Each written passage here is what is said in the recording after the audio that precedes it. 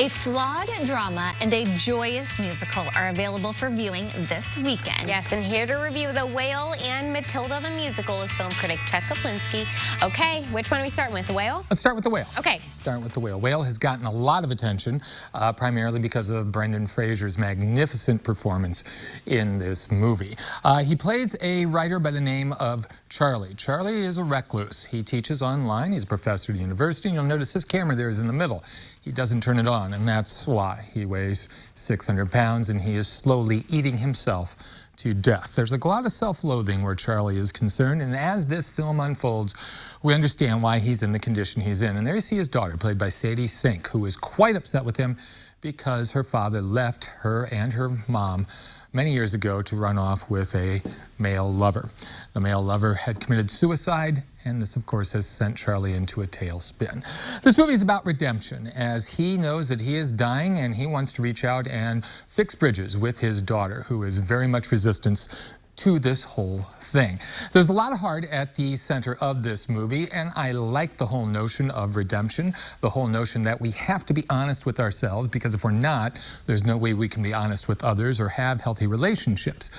The problem is that it all just seems so calculated. There happens to be a young missionary who just happens to knock on Charlie's door and sets out to save him. His daughter is mad, and it's understandable that she's mad, but it's a one-note performance that becomes grating. And there's just so many circumstances in the movie that seem just a bit too convenient. They don't seem real enough, and for me, that kind of undercut the story. But there's no question that Brendan Fraser is definitely worth watching this movie. It would be a common pitfall for a performance like this for a performer to get lost within the makeup, for the makeup or the suit that he has on to do the acting, but that doesn't happen here. He does it all with his eyes, with his voice, and it really is quite moving. So I'm on the fence on this one. A great performance. I just wish the story were a bit more solid, a bit more honest. There was some drama around this movie, wasn't there?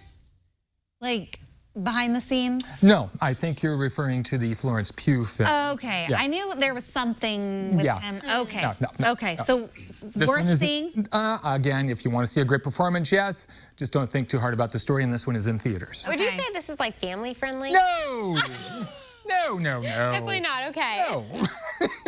The next one maybe is? Yes. Okay, Matilda, mixing yes, a things up. classic. Yes, Matilda, the musical. You guys know how I feel about musicals. They're his favorite. My favorite. And here we have Matilda the musical from Netflix.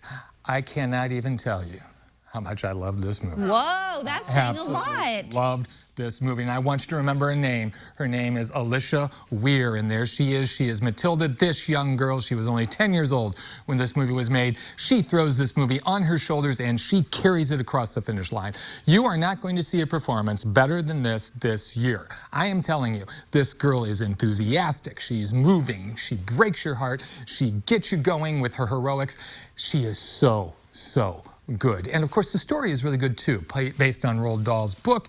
This is, of course, about Matilda, who is neglected by her parents, is sent off to a school run by the evil Ms. Trunchbull, and there you won't believe it, but that's Emma Thompson. And she, of course, leads a revolt. She's tired of being bullied by her parents. She's tired of being bullied by her. And she says, enough is enough. Oh, boy. That was a big mistake, that poor girl. As I said, I've often felt that most musicals run too long. This one's maybe one song too long. But if you are looking for a family-friendly musical or film, you can't go wrong with Matilda on Netflix. Again, I can't really tell you how much this came out of left field for me. It was one of those where I was like, oh, I gotta watch this. 15 minutes in, I was hooked. Wow. That's awesome. I feel like we've been hearing a lot about Matilda lately. I mean, with the high schoolers that just put it on That's there right. at Central High School, and now we're hearing about it here, so it must be having a moment. Yes. Yeah. Okay, you're going to have a moment tomorrow. When you talk about The Pale Blue Eye. Yeah, tune in tomorrow on the morning show. I'll be reviewing The Pale Blue Eye, which starts on Netflix tomorrow. Christian Bale and Edgar Allan Poe try to solve a murder. Oh, gosh. Ooh, dun, dun, dun. Yeah, that's right. All right. Fun stuff. Thanks, Chuck. You bet. All right, for more reviews and witty banter, be sure to check out the Real Talk with Chuck and Pam YouTube channel. They've got all their video reviews, past segments here. Definitely go check it out. And if you like them on Facebook, you never know what fun awaits you there with maybe a giveaway or two. Who knows? StarLiving.tv will connect you there.